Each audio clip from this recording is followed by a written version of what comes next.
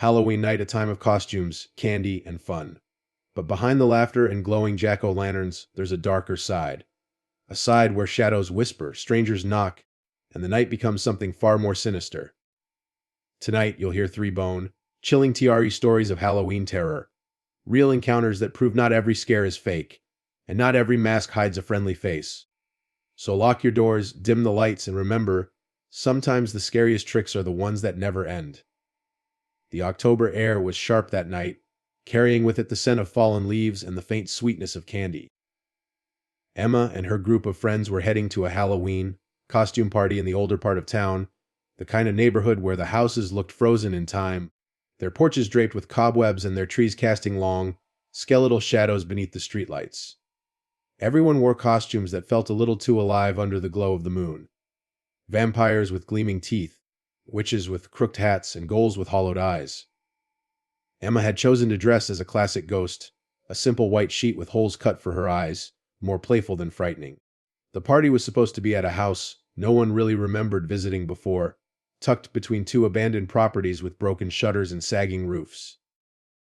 When they arrived, the house looked ordinary enough, though its front yard was littered with rotting pumpkins, and the porch light flickered weakly, like it might burn out at any second.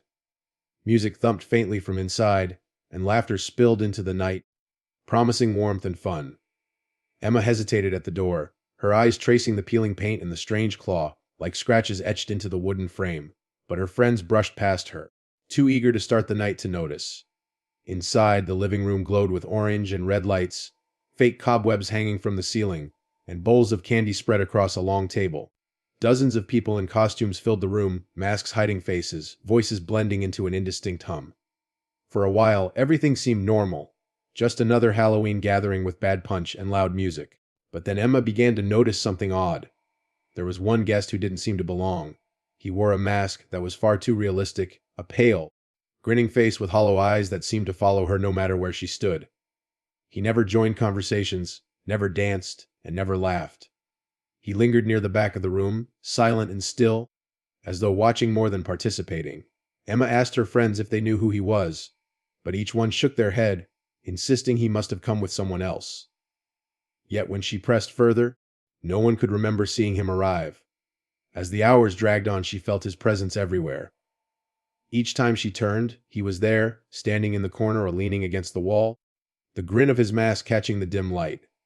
Once she tried to approach him, weaving through the crowd to ask who he was, but before she could speak, he slipped through a doorway and disappeared. She followed quickly, but the hallway was empty, the only sound the muffled bass of the music bleeding through the walls. A chill ran down her spine. Returning to the party, she noticed something stranger still. The bowls of candy were untouched, and the laughter felt thinner, almost forced, like an echo rather than the real thing. The night had grown colder, and the streets outside were eerily quiet when the knock came. It was nearly midnight, and most or treaters had long since gone home, leaving behind darkened porches and extinguished jack-o'-lanterns. Inside the party house, the music had softened, and people were lounging in tired clusters, their masks pushed up onto their heads, and their costumes beginning to lose their charm. Emma sat on the couch, still unsettled by the masked figure she had seen earlier, when the sharp, deliberate sound of knuckles against wood echoed through the house. At first, no one moved. The knock came again, harder this time, carrying an unnatural rhythm that cut through the chatter and sent a wave of silence across the room. Someone joked nervously about a late trick or treater, but the tension was clear on everyone's faces. Finally, one of the hosts, a tall guy dressed as a skeleton, stepped toward the front door. The group followed him with their eyes as he pulled it open, the hinges creaking loud enough to set teeth on edge. Standing on the porch was a figure dressed in a long black cloak, their face hidden behind the same pale, grinning mask Emma had noticed earlier.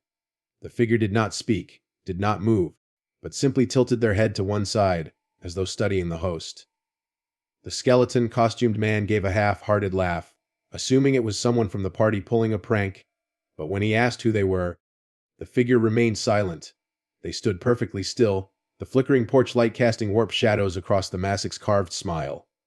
A few of the guests gathered at the doorway, whispering nervously, some urging the host to close the door, others daring him to invite the stranger in. Emma's heart pounded as she recognized the mask immediately, her mouth going dry. She told them this wasn't just some joke, that she had seen him before, but her warning was brushed off as paranoia. The stranger stepped forward, crossing the threshold without permission, their footsteps heavy on the wooden floor. The air seemed to drop several degrees as they moved into the living room, the crowd parting instinctively to let them pass. The mask's unblinking eyes reflected the dim orange light of the fake candles, and though the room was filled with people, Emma felt as if she were suddenly alone with it. The host tried to make light of it, offering the stranger a drink or a piece of candy, but still, there was no response. The figure tilted its head again, slowly as if mocking the question. The silence stretched on too long, thick enough to smother the sound of the music, which seemed to grow fainter, as though the house itself was being drained of life. Emma's friends exchanged uncertain looks, some laughing uneasily, but their voices cracked under the weight of their own nerves. When Emma forced herself to look around the room again, she realized that the decorations seemed older now, the cobwebs thicker, the lights dimmer, and the laughter she had heard earlier had vanished completely, leaving behind only the hollow sound of her own breathing. The masked figure stood in the center of the room, still and silent, the grin of its pale mask frozen in place, as though carved into something lifeless. No one knew what to do. Some of the partygoers began to whisper among themselves, nervously giggling in an effort to make the situation less frightening, while others backed toward the walls, trying to keep distance without making it obvious. Emma couldn't take her eyes off him. The sense of wrongness that had gnawed at her all evening now pressed against her chest like a weight, making it hard to breathe. She whispered to her closest friend that they needed to leave, but before she could move, the figure slowly turned its head, its hollow black eyes locking on her. The grin seemed to stretch wider, though she knew the mask itself had not moved. It was the way the shadows clung to it, exaggerating the smile into something grotesque, as if the house itself was conspiring with the intruder. The host, perhaps desperate to reassert control, stepped closer and demanded that the stranger reveal who they were. He reached for the mask, intending to pull it off. Gas rippled through the crowd as his fingers brushed against the cold surface, but before he could tug it away, the figure seized his wrist with unnatural speed. The host froze, his bravado vanishing instantly as he dropped to his knees, eyes wide in terror. The cloaked stranger leaned down, and though no words passed from beneath the mask, the host began to shake violently, as if something unseen were pouring into him. When the grip was released, he collapsed against the floor, gasping, pale as though all the blood had drained from his body. A wave of panic spread. Some people screamed and ran for the back door, but when they pulled it open, the outside was nothing but blackness, an endless void instead of the familiar street. The music, which had been a faint background hum, warped into a distorted echo that seemed to come from nowhere and everywhere at once. The guests scattered, knocking over tables, spilling drinks, and tearing down decorations, yet no matter where they turned, the masked figure seemed to reappear, always standing just close enough for its empty stare to reach them. Emma tried to hold on to reality, telling herself this had to be some elaborate trick, but deep down she knew it wasn't. She grabbed her friend's arm, urging her toward the staircase. Maybe upstairs they could find a window or some way out. But as they climbed, the sound of footsteps followed. Slow, deliberate, echoing up the wooden steps, even though the masked figure hadn't visibly moved. Each creak of the stair felt synchronized with Emma's heartbeat, growing louder, heavier, until she thought her chest might burst. When she dared to glance back, the figure was there at the bottom, head tilted, that eternal grin watching her ascend into darkness. As if leading her somewhere she was never meant to go, Emma reached the top of the staircase, her breath ragged, her friend clutching her hand so tightly it hurt. The hallway stretched before them, long and narrow, lined with doors that looked as though they had not been opened in years. The wallpaper was peeling in long strips, and the air was thick with the smell of dust and something metallic, like rust or dried blood. Each door had strange symbols carved into the wood, symbols she couldn't recognize, but that made her skin crawl just by looking at them. The light overhead flickered weakly, casting fleeting shadows that seemed to shift when she wasn't looking directly at them. Behind them, the sound of footsteps persisted, though when Emma dared to glance down the stairs, the masked figure was nowhere in sight. Still, she knew it was close, felt it in the way the air pressed heavily against her chest, and the way her skin prickled as though invisible eyes were crawling over her. They tried the first door, but it wouldn't budge. The second creaked open to reveal a room filled with broken furniture, Shards of glass scattered across the floor like teeth. A cold draft pushed against them, carrying whispers that seemed to come from the walls themselves. The friend wanted to turn back, but Emma insisted they keep moving. Every step they took deeper into the hallway felt like a descent into something they weren't meant to see. A third door stood at the very end, slightly ajar, and a faint light glowed from inside, warm and inviting compared to the darkness around them. Desperation overcame fear, and they pushed it open. Inside was a child's bedroom, untouched by time. A small bed with a faded quilt sat beneath the window, and shelves lined with old toys and dolls stared out with glassy eyes. The light came from a single lamp on the nightstand, though the bulb was cracked, and its glow seemed unnatural, too bright and too steady. The room felt alive, as though it had been waiting for them. Emma stepped inside, scanning every corner for danger. But the only sound was the faint creak of the floorboards under her feet. Her friend whispered that they should hide there, at least until the morning, but Emma wasn't convinced. She walked to the window and pushed the curtain aside, hoping to see the street, the neighbors' houses, anything familiar. Instead, the glass revealed only blackness, a void stretching endlessly, swallowing all traces of the outside world. Her stomach twisted, and she stumbled back, nearly tripping over one of the dolls. It had fallen from the shelf, its porcelain face cracked, and though it had no moving parts, its eyes seemed to follow her. Then came the sound again, footsteps, steady and deliberate, climbing the last few stairs. The air grew colder, the lamp flickered, and every toy in the room seemed to shift slightly, as if leaning toward the door. Emma's friend grabbed her arm, eyes wide with terror, whispering that it was coming.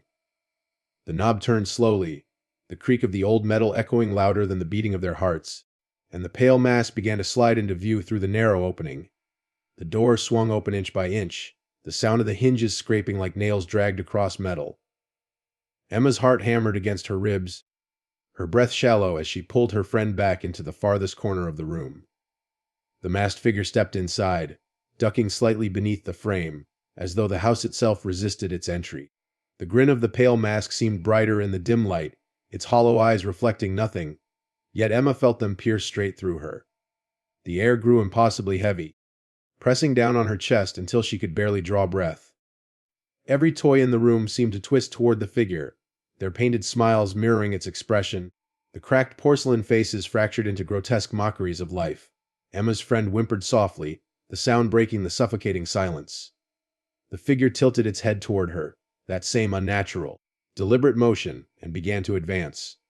Each step sent vibrations through the floor, as though the house itself was trembling beneath its weight.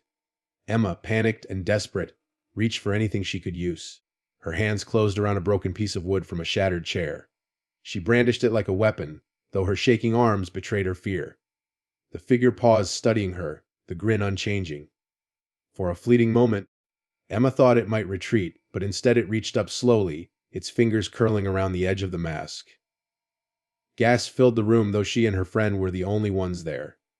The sound came from the walls, the dolls, the house itself, as if unseen spectators were holding their breath. With agonizing slowness, the figure began to lift the mask. Emma squeezed her eyes shut, unable to face whatever might be revealed. Her friend clutched her hand, nails digging into her skin, silently begging her not to look. But curiosity, heavier than fear, forced Emma's eyes open. The mask hovered just above its face, and beneath was not flesh or bone but a swirling darkness, a void that seemed to stretch endlessly, pulling the light from the room. The edges of the figure dissolved into shadows, twisting and wreathing, reaching outward like tendrils searching for something to consume. Emma's vision blurred, her head swimming as though the void was trying to pull her into it. She staggered, her grip on the wooden shard slipping. Her friend screamed, a piercing cry that shattered the suffocating silence. But the sound was immediately swallowed, cut off as though smothered by unseen hands. The lamp flickered violently, then burst, showering the room in sparks and plunging them into near total darkness. Only the faint glow of the mask's grin remained, suspended in the air like a beacon of dread. Emma grabbed her friend's arm, pulling her toward the door. The figure didn't stop them, didn't move, only watched with that eternal grin as they stumbled back into the hallway. But the hallway was no longer the same. The walls seemed to stretch higher.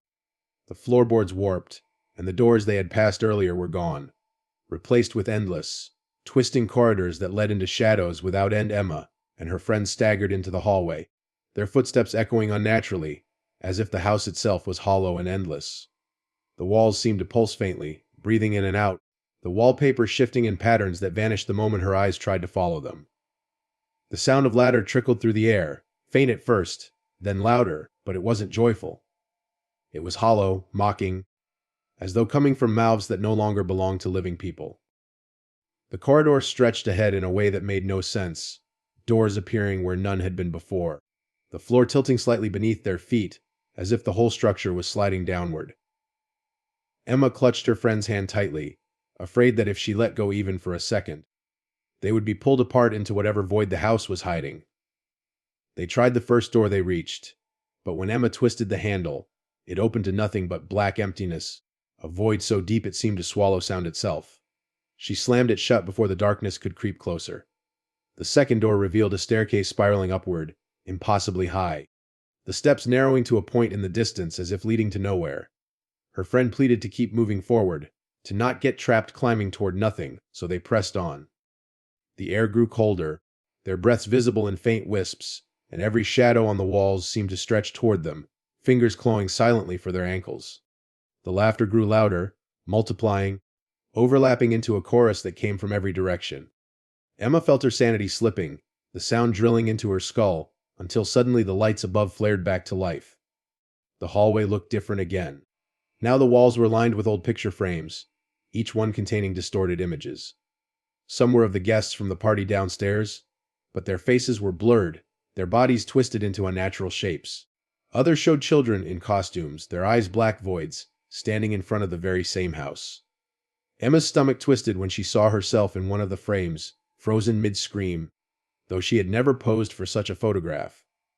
Her friend tried to rip the frame from the wall, but the moment her fingers touched the glass, the image shifted, showing her own terrified face, eyes wide as if staring at something right behind her. Emma pulled her away, and they stumbled deeper into the hall, though each step felt heavier, as if the floor wanted to hold them in place. Then came the footsteps again, slow, deliberate, echoing closer. They didn't even have to look to know the masked figure was following, its presence pressing on their backs like an invisible hand. Emma forced herself forward, dragging her friend with her, until the hallway opened into another room, larger than the others, filled with rows of tall, cracked mirrors. Each reflected not their own bodies, but the cloaked figure standing right beside them, its grin wider, its shadow stretching longer with every passing second. The mirror room was colder than any part of the house they had stepped into before, the kind of cold that seemed to seep beneath the skin and settle in the bones. The cracked mirrors stretched from floor to ceiling, their jagged surfaces splintering reflections into 1,000 distorted fragments. Emma and her friend avoided looking directly into them at first, but curiosity tugged their eyes toward the glass, despite the dread pressing down on their chests. Each mirror showed them not as they were, but altered, twisted, stretched, their faces melted into grotesque masks of fear.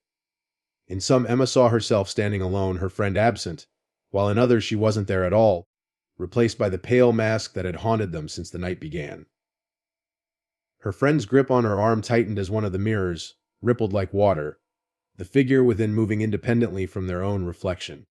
It was the masked figure, tall and still, its hollow eyes fixed on them. Emma pulled her friend back, but as they did, every mirror in the room began to shimmer, and more versions of the figure appeared, dozens of them, all tilting their heads in unison. The sound of glass cracking echoed softly, like ice breaking on a frozen lake, and Emma realized the reflections were pressing against the inside, trying to break through. The two of them backed toward the center of the room, surrounded on all sides by mirrors that now pulsed with faint light. One by one, reflections of themselves began to change. In one mirror, Emma's face was pale and lifeless, her mouth hanging open in a silent scream. In another, her friend's skin was gray, eyes black, and a noose hung from her neck. The images flickered like a slideshow of possible fates, each one worse than the last. Emma squeezed her eyes shut, trying to shut it all out, but when she opened them, her reflection in the nearest mirror was smiling back at her, though her lips hadn't moved. Her friend screamed suddenly, pointing to a mirror where her reflection had stepped forward, pressing its hands against the glass. Its mouth moved, whispering something inaudible, but Emma could feel the vibration in her skull, like the words were crawling inside her head. The reflection's hands pushed harder, and cracks spread across the surface, jagged lines spiderwebbing outward. Other mirrors began to shatter too, small shards falling to the ground, tinkling like sinister wind chimes. From behind the glass, the masked figures leaned closer, their grins glowing faintly in the fractured light.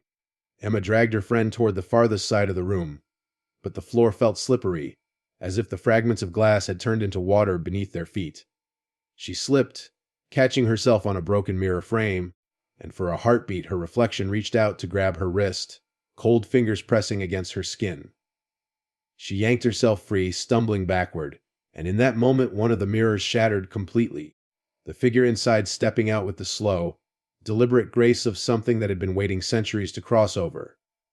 The figure stepped fully into the room, shards of broken glass crunching beneath its feet, though its movements made no sound at all. The grin of the mask seemed wider now, glowing faintly in the fractured light as though it fed on the terror in the air.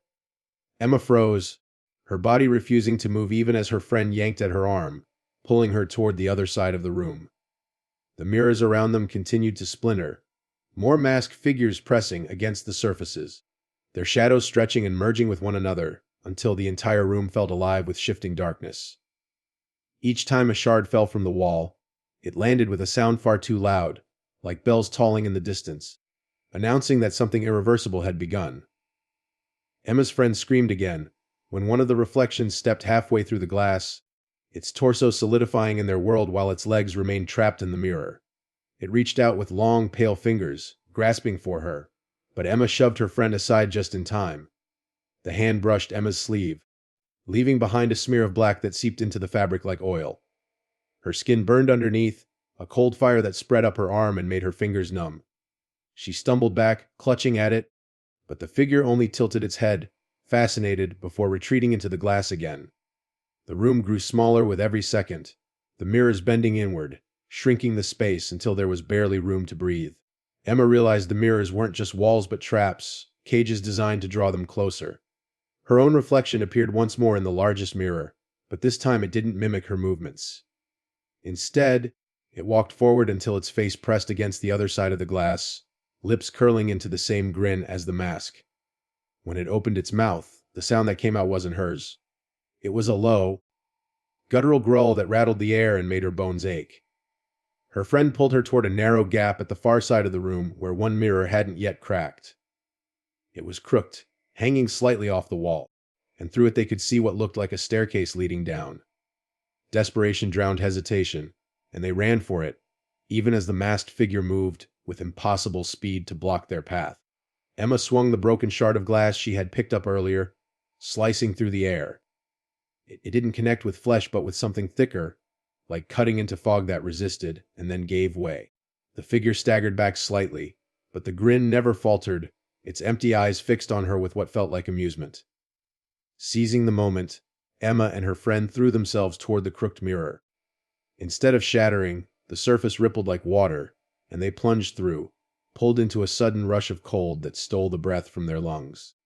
The last thing Emma saw before the darkness swallowed her was the masked figure stepping after them, its reflection splitting into dozens of grinning copies that followed into the void. Emma fell hard against a wooden floor, the impact knocking the air from her lungs. Her friend landed beside her with a sharp cry, and for a moment the two of them lay still, gasping, afraid to look up. When Emma finally lifted her head, she realized they were no longer in the mirror room, but in what looked like a basement, dimly lit by a single flickering bulb swinging from a cord. The walls were made of damp stone, dripping with moisture, and the smell of rot hung thick in the air. Old shelves lined the walls, cluttered with broken toys, rusted tools, and jars filled with things Emma didn't dare examine too closely. The air felt wrong, heavy, pressing on her chest, as though the basement itself was alive and waiting. Her friend whispered that they had to get out, but the only door was across the room, a heavy wooden frame that looked swollen with water damage. As they staggered to their feet, Emma noticed movement in the shadows between the shelves. Something shifted there, low to the ground, dragging across the floor with a wet scrape. Her heart thudded as two glowing slits appeared in the darkness, eyes watching them with an intensity that froze her in place. The shape moved closer, revealing not the masked figure, but something worse, a twisted form. Crawling on all fours, its limbs elongated, its back arched unnaturally as though broken and pieced back together wrong. Its face was obscured by a sack, stitched crudely, and from beneath it came the sound of labored, wet breathing. Emma's friend grabbed her arm and urged her to run, and they bolted toward the door, their footsteps echoing against the stone. The creature's crawl quickened behind them, nails scraping on the floor, the sound unbearably loud in the confined space. Emma reached the door first, tugging desperately at the handle, but it wouldn't budge. It felt cemented shut, unmoving no matter how hard she pulled. The breathing grew louder, closer, and when she turned, the creature had stopped only a few feet away. It tilted its head like the masked figure had done, as if mocking them, before letting out a low groan that reverberated through the walls. The shelves shook violently, jars falling and shattering on the floor, spilling black liquid that spread across the stone like veins. The liquid writhed, pulling itself toward the creature, feeding into it, making its body twitch and grow larger. Emma's friend screamed, pounding her fists against the door, while Emma grabbed a rusted metal pipe from one of the shelves and swung it wildly. The blow connected with the creature's shoulder, the sack on its head jerking as it let out a guttural roar that rattled her bones.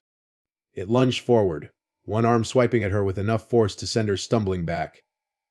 Emma hit the floor, the pipe clattering out of reach, and before she could scramble up, the creature loomed over her, its stitched face hovering inches from hers. The sack moved as though something beneath it was pressing outward, straining to break free, and she realized with horror that the mask's grin was starting to form through the fabric, stretching it from the inside as the creature lowered closer. Emma pushed herself backward across the cold floor as the creature's stitched sack stretched outward, the faint outline of that same terrible grin forming beneath the fabric. Her friend screamed, swinging the rusted pipe with all her strength, the blow tearing open the sack. For a single heart-stopping moment, Emma saw nothing inside, just a swirling void where a face should have been, a chasm that pulled at her gaze and made the world bend around it. The grin widened from within, and shadows poured out like smoke, twisting and lashing against the walls. The basement seemed to convulse, stone cracking, shelves collapsing as if the house itself was being consumed by the figure's darkness. Emma scrambled to her feet and pulled her friend toward the door one last time. This time, the wood gave way under their combined weight, splintering apart into a blinding corridor of white light. Behind them, the masked figure stepped fully free of the collapsing creature, its pale mask gleaming against the shadows, watching them with silent delight. The house screamed around them, a deafening wail that sounded almost human, as if every trapped soul within its walls cried out at once. They stumbled into the light blinded, their bodies weightless as though they were falling. The sound of the house collapsed into silence, and when Emma opened her eyes again, she was standing in the middle of the street. The Halloween night was quiet, the air crisp, and the houses around her looked normal again. Porches lit with jack-o'-lanterns, children laughing in the distance. For a second, it felt as if nothing had happened, as if they had dreamed it all. But her friend's trembling hand in hers reminded her it had been real. They turned back toward where the house should have been, but there was nothing. Just an empty lot overgrown with weeds. No building, no door, no broken windows staring back at them. Emma felt her stomach turn, as she realized no one would believe them, no one could. They had stepped into something that didn't belong to this world, and had barely managed to crawl back out. As they staggered down the street, trying to rejoin the normal laughter and safety of Halloween night, Emma glanced over her shoulder one last time. For a brief second, standing at the edge of the lot, she saw it. The figure, tall and still, mask gleaming in the moonlight, its grin impossibly wide. And then it was gone, leaving only shadows stretching long across the pavement, reminding her that they had escaped, but never truly left it behind. The kind of terror that follows isn't bound by walls or mirrors. It lives in the spaces between, waiting for the night you let your guard down again. Thank you so much for joining me on this terrifying journey through 3 creepy true Halloween night horror stories. If you enjoyed the chills and felt the shivers, don't forget to like, share, and subscribe for more horror tales that will keep you looking over your shoulder at night. Your support means everything. It keeps these stories alive. Until next time, stay safe, stay spooky, and remember, some stories don't end when the video does.